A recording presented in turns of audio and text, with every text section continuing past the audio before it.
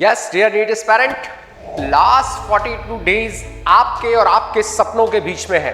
ये 42 दिन बेटा आपकी जिंदगी बदल देने वाले हैं कि मैं क्या पढ़ूं क्या नहीं पढ़ूं। आपको अपनी टास्क लिस्ट पर कूद पड़ना है, कहीं नहीं रुकना है, आगे बढ़ते जाना है। ये नहीं हो सकता। Yes dear NEET aspirant, NEET 2024 में अब कितने दिन बचे हैं आपको बहुत अच्छे से पता है। अब बचे हैं ओनली लास्ट 42 डेज। तो लास्ट 42 डेज आपके और आपके सपनों के बीच में है। ये वो टाइम है जब आप डीमोटिवेटेड फील कर सकते हैं। ये वो टाइम है जब आपको ये लग सकता है कि मैं क्या पढ़ूं क्या नहीं पढ़ूं। कभी लगेगा कि अरे मुझे तो सब आता है, ये चैप्टर तो मुझे आता है, ये यूनिट तो मुझे तैयार है। यानी आप ओवर कॉन्फिडेंस में आ जाएंगे और दूसरा ही पल जैसे ही कोई ऑल इंडिया टेस्ट सीरीज होगी और आपके नंबर कम आएंगे, आपको लगेगा अरे ये क्या हो गया, मुझे तो ये भी नहीं आता, मुझे तो ये भी नहीं आता, क्या करें। एक्चुअली इस समय आपको हाईली मोटिवेटेड रहना है। पहला फॉर्मूला, हाईली मोटिवेटेड रहना है। दूसरी चीज, 100% यूज करना है अपने टाइम का, प्रॉपरली यूज करना है। और एक चीज समझनी है कि ये 42 दिन बेटा आपकी जिंदगी बदल देने वाले हैं। अगर इन 42 दिनों में आपने मेहनत कर ली तो पिछले पूरे 1 साल या 2 साल आपने क्या पढ़ा है ये कोई नहीं पूछने वाला। और अगर इसमें जरा सा भी कमजोर पड़ गए, अगर जरा सा भी कमजोर पड़ गए तो पीछे 1 साल या 2 साल की मेहनत आपकी बर्बाद हो सकती है। तो क्या करना है, इन 42 दिनों में एक प्रॉपर स्ट्रेटजी के साथ काम करना है और अपने सिलेक्शन को 100% की तरफ ले जाना है। क्या होनी चाहिए वो स्ट्रेटजी? स्ट्रेटजी के लिए सबसे पहली चीज जो मैं आज आपको बताने जा रहा हूं वो है टास्क लिस्ट। यस, ये टास्क लिस्ट ही आपका सिलेक्शन करवाने वाली है। सबसे पहले ये आपकी जो टास्क लिस्ट है ये डेली की होनी चाहिए बच्चा।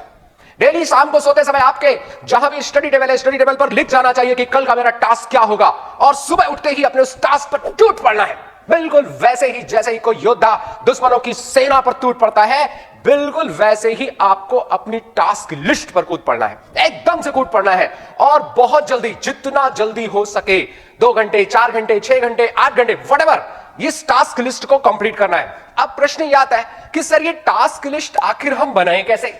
तो देखो बच्चा, इस समय आपकी व्हाटएवर प्रिपरेशन, मैं ये जरूर जानना चाहूंगा, ये जरूर समझना चाहूंगा, बल्कि जानना क्या, मैं ये समझ रहा हूं कि आपको टॉपिक 1 या 2 टॉपिक अच्छे से तैयार होंगे या कुछ नहीं होंगे।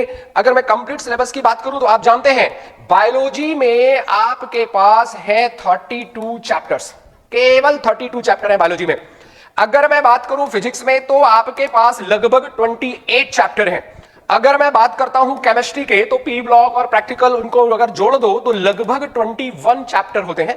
एनसीईआरटी के हिसाब से बात नहीं कर रहा हूं, तो 19 चैप्टर है, बट पी ब्लॉक और आप प्रैक्टिकल केमिस्ट्री को जोड़ दें तो लगभग कुल इतने चैप्टर हो रहे हैं। यानी मैक्सिमम चैप्टर आपके जा रहे हैं बायोलॉजी में, 32 चैप्टर। तो अगर आप इस टास्क लिस्ट में at the rate of 4 chapter जोड़ दीजिए तो मैक्सिमम ये कोर्स कितने दिन में खत्म हो जाना चाहिए बताइए? सिंपल सी गणित है, इसमें कोई बहुत बड़ी चीज नहीं है। अगर 4 चैप्टर के हिसाब से आप इसे करते हैं तो 8 days are sufficient to study और रिवाइज कंप्लीट सिलेबस। ये करना ही पड़ेगा।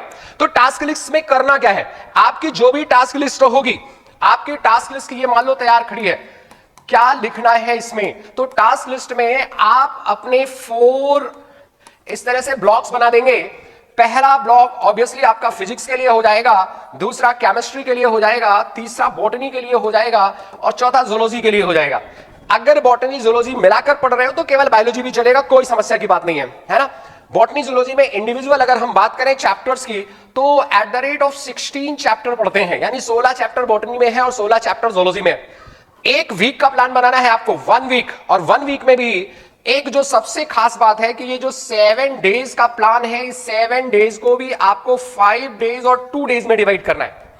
5 डेज में चैप्टर वाइज स्टडी करनी है। ये जो आपकी स्टडी होगी वो चैप्टर वाइज होगी, लेकिन इन 2 डेज में आपकी स्टडी कंप्लीट सब्जेक्ट की होने वाली है। मतलब एक दिन में पूरी botany zoology physics chemistry 11th की, दूसरे दिन में complete botany zoology physics chemistry 12th की। इस तरह से 7 डेज में आप तैयार करेंगे और फिर जाके जो आपका ऑल इंडिया टेस्ट सीरीज का टेस्ट है आप उसको परफॉर्म करने वाले हैं। तो ध्यान दीजिए क्या करना है, इस 5 दिन में कंप्लीट करना है। फिजिक्स के अंदर मैंने आपको बताया 28 चैप्टर्स हैं। तो अगर आप 6 चैप्टर पर डे के हिसाब से ध्यान दो, ये मैं पढ़ने की बात नहीं कर रहा हूं कि आप बोलो सर कैसे होगा। At the rate of 6 chapters per day. तो फिजिक्स में एक दिन में आपको लिस्टिंग होनी होगी कौन कौन से 6 चैप्टर, वो अकॉर्डिंगली करने हैं, जो आपस में मिक्स हो रहे हैं चैप्टर उनको साथ में लेना है। एक बड़े चैप्टर के साथ एक छोटा चैप्टर लेना है ताकि वो 6 चैप्टर का सेट आपका बनके तैयार हो जाए। और उसी तरह केमिस्ट्री में जब जाएंगे 21 है तो यहां पर आप ले सकते हैं at the rate of 4 chapters per day. 4 chapter per day ले सकते हैं। लेकिन फिर यहां जैसे कुछ चैप्टर है आपके बहुत बड़े चैप्टर हैं, जैसे ऑर्गेनिक केमिस्ट्री का पहला चैप्टर अपने आप में बहुत बड़ा चैप्टर है, तो हमें चैप्टर्स को इस तरह से बनाना है कि ऐसा ना हो कि 4 चैप्टर जो हमने लिए वो बहुत बड़े बड़े एक साथ हो जाए और दूसरे दिन 4 छोटे छोटे हो जाए। तो आपके हिसाब से एक और बात यहां ध्यान रखनी है, जो चैप्टर आपको अच्छे से तैयार है उसको जो कम तैयार है उसके साथ भी ब्लेंड कर सकते हैं। हमेशा साइज इज नॉट मैटर, कितना बड़ा चैप्टर ये मैटर नहीं करता अगर वो चैप्टर आपको तैयार है। तो अगर वो चैप्टर आपको तैयार है तो एक अच्छे तैयार चैप्टर के साथ एक कम तैयार चैप्टर का एमलगम करके ये लिस्ट बनाए। बॉटनी जूलॉजी बहुत आसान है, at the rate of 3 to 4 chapters. अगर आप 3 to 4 चैप्टर्स पर डे के हिसाब से रिवाइज करते हैं तो बहुत आसानी से 4 से 5 दिन में ये आपका कंप्लीट तैयार हो जाएगा। इस स्ट्रेटजी को फॉलो अप करना है। टास्क लिस्ट में उन चैप्टर्स के नाम लिखने, जैसे 3 to 4 चैप्टर की बात की मैंने, पहले दिन मान लो आपने लिखा था लिविंग वर्ड। दूसरा चैप्टर कौन सा हो गया, मैं एक्चुअली डेज की बात करने लगा था। तो आपको मान लो यहां पर कौन कौन से चैप्टर लेने हैं बॉटनी में, मैं फॉर एग्जांपल आपको बता रहा हूं।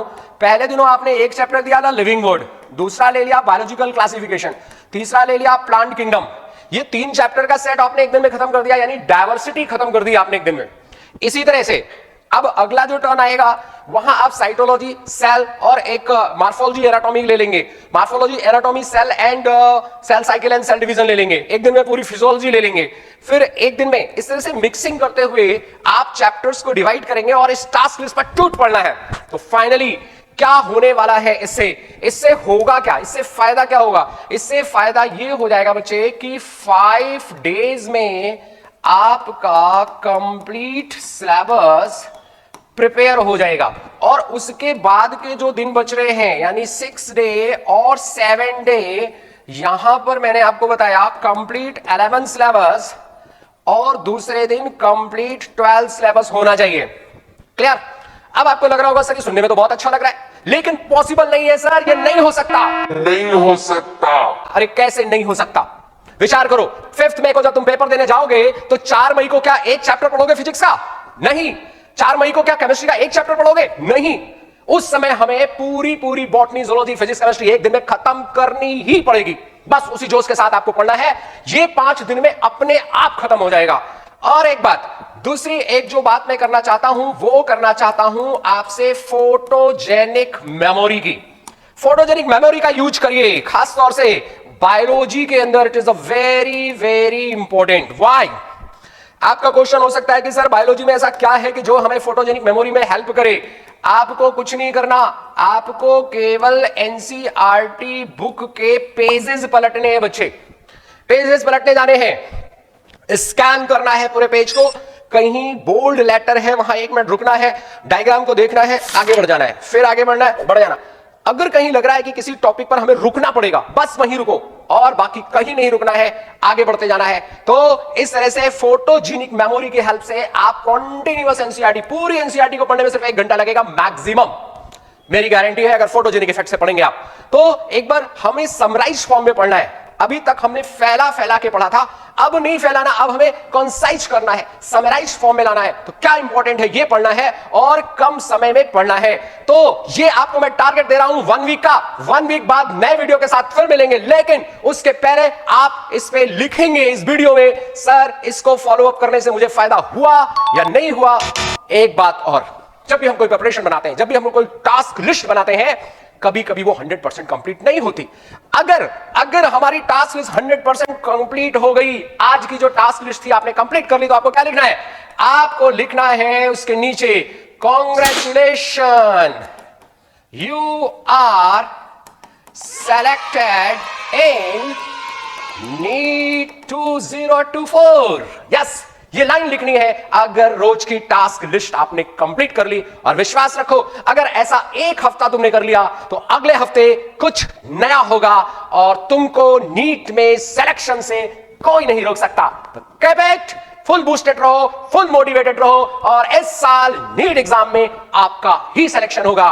All the best.